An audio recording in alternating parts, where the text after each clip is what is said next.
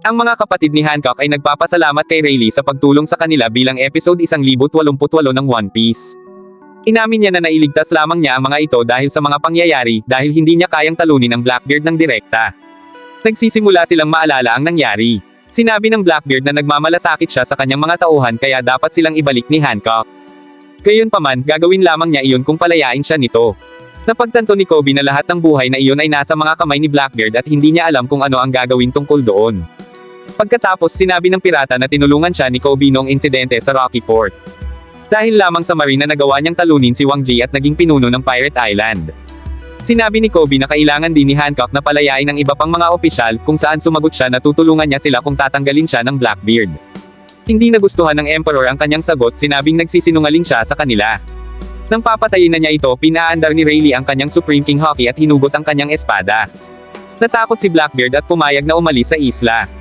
Bumalik sa kasalukuyan, tinalakay din ng mga kudya ang mga bagong pasifista at kung paanong walang makakamot sa kanila. Nalaman din namin na kinidnap ng Blackbeard si Kobe.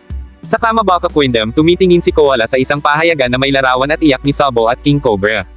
Ang ibang mga revolusyonaryo ay nagsasabing kailangan nilang maniwala sa kanilang kasama. Dumating si Dragon at sinabing okay lang si Sabo, ngunit kung talagang pinatay niya si Cobra, hindi niya mapapatawad ang bata. Nandoon din si Kuma, ngunit ang kanyang program machine ay halos hindi siya nakakapagsalita ng normal. Bigla silang nakatanggap ng tawag na naharang ng Marine. Ito ay Sabo.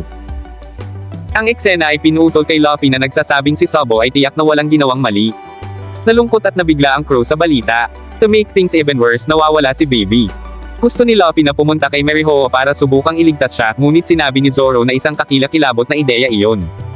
Sinabi niya na kailangang tandaan ni Luffy ang sinabi niya kay Ace sa Alabasta, ang kanyang kapatid ay may sariling mga pakikipagsapalaran, at si Luffy ay makikialam lamang kapag lubhang kinakailangan. Si Luffy, Sanji, Nami, at Chopper ay hindi gustong marinig iyon at sinimulan nilang insultuhan si Zoro. Mabilis itong naging away ni Zoro at Sanji. Sinabi ni Robin na marami pang mga balita na kinasasangkutan ng mga taong kilala ni Luffy at nagtanong kung gusto niyang marinig ang tungkol sa kanila. Kailangan daw alagaan ni Robin at sabihin lang sa kanya kung ano ang mahalaga. Marami na raw siyang iniisip kaya gagawin niya iyon mamaya. Sinabi muli ni Luffy na walang ginawang mali si Sabo dahil ang pangarap niya ay mapalaya ang lahat. He talks about Ace, and then he reveals his real dream, which we can't hear. Nagulat siya sa buong crew.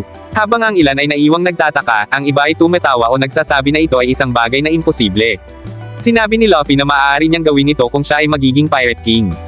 Sinabi niya lang iyon kay Ace, Sabo, at Shanks. Pinagtawanan din siya ng mga ito, ngunit may kaunting luha sa kanyang mga mata si Shanks.